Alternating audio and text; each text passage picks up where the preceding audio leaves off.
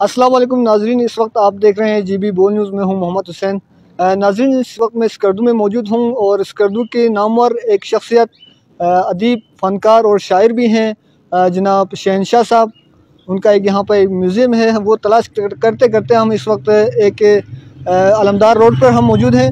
आइए हम जानते हैं कि वो म्यूज़ियम कहाँ है और आपसे मुलाकात करवाते हैं शहनशाह साहब से। अस्सलाम वालेकुम।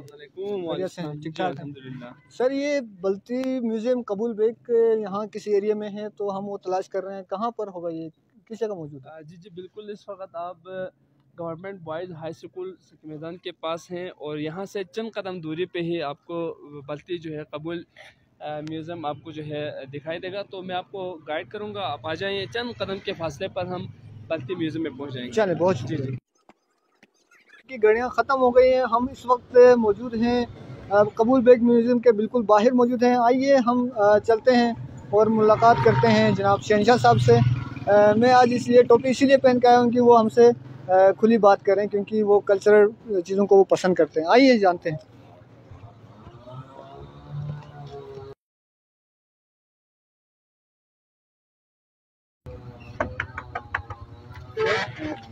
अस्सलाम वालेकुम कबूल सर, ठीक ठाक तबीयत ठीक है सर? खैरियत जी, ठीक ठाक। अस्सलाम वालेकुम, खैरियत जी, ठीक ठाक। आइए जनाब अंदर।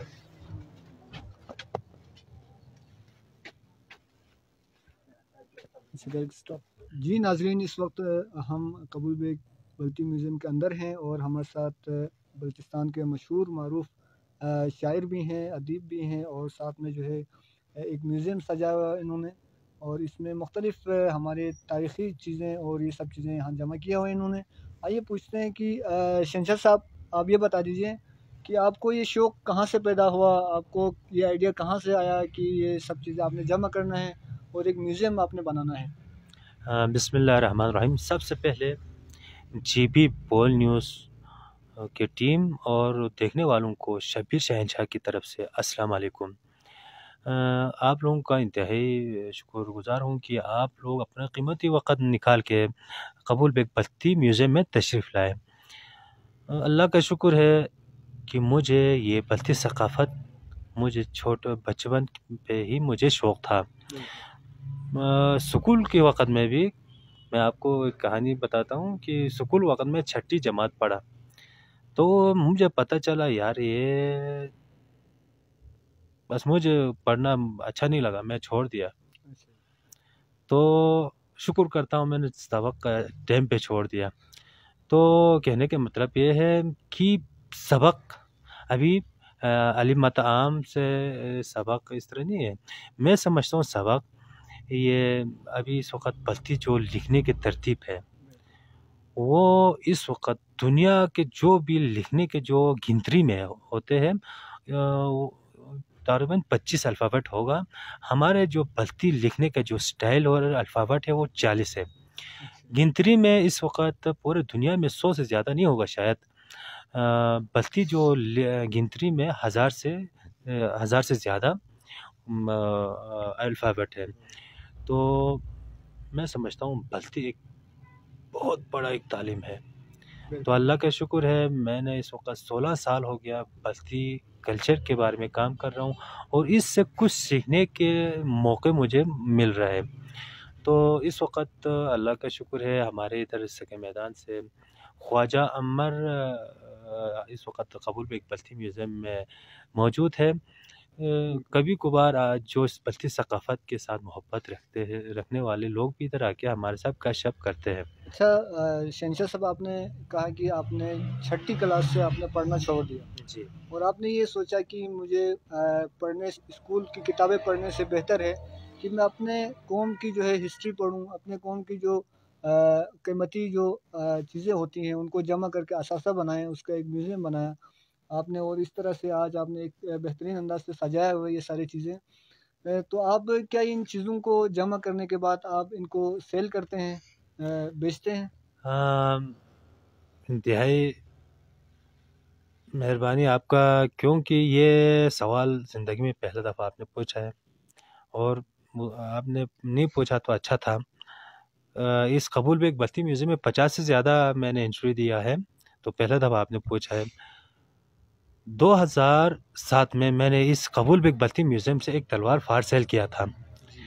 तो कुछ सालों के बाद मुझे उस बंदे ने व्हाट्सअप किया, बरतानिया किसी म्यूज़ियम में वो तलवार लगाया हुआ था, मैंने लिया था। जो इधर कबाड़ के सामान लेते हैं, उस पठान किसी से मैंने लिया था।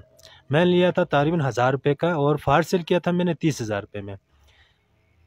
तो उसने मुझे व्हाट्सअप किया। अभी हर एक का एक तालीम होते हैं, उस पे मैंने नहीं देख सका कि उसमें रुम्बुआ पहलवान, अभी तक किताबों में उसका भी जिक्र नहीं है। उसका ऑथेंटिक मोहर लगा हुआ था तलवार पे, उसने जो व्हाट्सएप पे मुझे वो व्हाट्सएप किया। तो मैंने समझा मैंने पाकिस्तान की गद्दारी किया, क्योंकि ये जो मैं काम कर रहा हूँ, पाकिस्तान से बाहर में फाल सेल करेगा तो पाकिस्तान का गद्दार होगा, या इधर बल्तिस्तान से मैंने कोई पठान या पंजाबी को फार सेल करेगा तो मैं बस्तियों के साथ गद्दारी होगा। मैं गंबस कर दो सादा कानून से ताल्लुक़ रखता हूँ। अगर मैं इधर सिकरदो में, अभी इस जगह को सके मैदान कहते हैं और छुमी कहते हैं, खर्रों कहते हैं, इनके किसी बंदों को मैं भेजेगा तो मैं गंबस कर दो के साथ गद्दारी होगा मेरा। तो अभी तक मैं जो भी सामान हूँ, ज़िंदगी में एक तलवार भेजा है, मैं अभी पछता रहा हूँ। तो इन सब के साथ कहानी और हिस्ट्री होते हैं। तो मैं जितना हो सकता है मैं सामान जमा कर रहा हूँ, फार सेल तो नामुमकिन है सर। अच्छा शहंशाह साहब, आपने बहुत अच्छी बात की कि आप एक कौमी असासे को सेल करने से बेहतर आप ये समझते हैं कि इसको जमा करते रहें। और उसकी मिसाल आपने तलवार की दी कि आपने एक तलवार भेजी और उसकी कीमत क्या से क्या थी। तो आप ये बता दीजिए कि जिस तरह से आप ये सारी चीज़ें जमा कर रहे हैं, यकीनन आप ख़रीद के लाते होंगे ये जहाँ से आप लाते हैं जी। तो आपका इनकम का ज़रिया क्या है? क्या आप म्यूज़ियम के अंदर आने के लिए टिकट्स लेते हैं, या आप जो है किस तरह से अपने जो है इन अखराजात को पूरा करते हैं? म्यूज़ियम में इस वक्त सिर्फ बल्ती टोपी 1000 से ज़्यादा मेरे से म्यूज़ियम में है, और मुख्तलिफ़ क्वालिटी और लड़कियों का लड़कों का लिबास है मेरे पास। वो स्टेज शो हो या शादियों पे किराए के लिए मैं देता हूँ। और इधर कबूल बेग बल्ती म्यूज़ियम में हर्बल जो हमारे जो जड़ी बूटियाँ हैं, इस पे मैं काम करते हुए तकरीबन 10 साल हो गया। तो जिसको जड़ी बूटी चाहिए तो मैं इधर से फार सेल करता हूँ, उसी से मैं वक़्त को निकाल रहा हूँ सर। ठीक है। जो है शायर भी हैं, शायरी भी करते हैं, तो नाज़रीन के लिए कुछ अशार जो आपके अपने हैं वो ज़रा समात शेयर करिएगा, ताकि वो नाज़रीन भी जो है इससे लुत्फ़अंदोज़ हो सकें। नया कलाम तकरीबन शाम को मैंने लिखा था।